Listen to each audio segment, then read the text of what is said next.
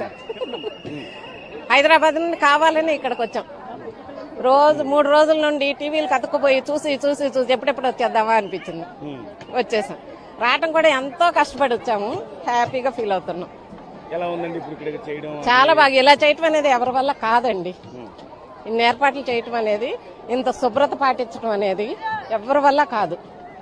భగవంతుడు అనేవాడు ఎక్కడున్నాడో గాని మన కళ్ళ ముందు మన ఒక్కొక్క నియమనిష్టలు అలవాటు చేయడానికి ఈ నాయకుడు చేసే కృషిని తలుచుకుంటే రాబుద్ది అయ్యి వచ్చాను. ప్రత్యేకం నేను అందుకే వచ్చా. ఆయన చేసే కృషికి అందరూ సహకరించే విధానానికి కళ్ళారా చూడడానికని నేను వచ్చా. ఎందుకంటే నేను ఇంకా భక్తి అనేది లేదు.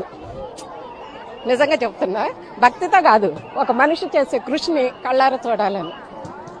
స్వామి దగ్గర సేవ చేశాం. అప్పుడు ఒక కొబ్బరికాయ నాకు ప్రసాదం ఇచ్చారు స్వామి దగ్గర, గుమ్మం దగ్గర చేస్తే. అది నేను ఆ రోజే పక్కన పెట్టించాను. చంద్రబాబు నాయుడు రావాలి, గోదావరి పుష్కరం పెట్టాలి. నేను ఇప్పుడు వదిలాను, ఇక్కడ దీపం పెడతాను. ఇప్పుడు ఇంతకు ముందు పుష్కరాలు నేను చేశాను, అప్పుడు చేశాను.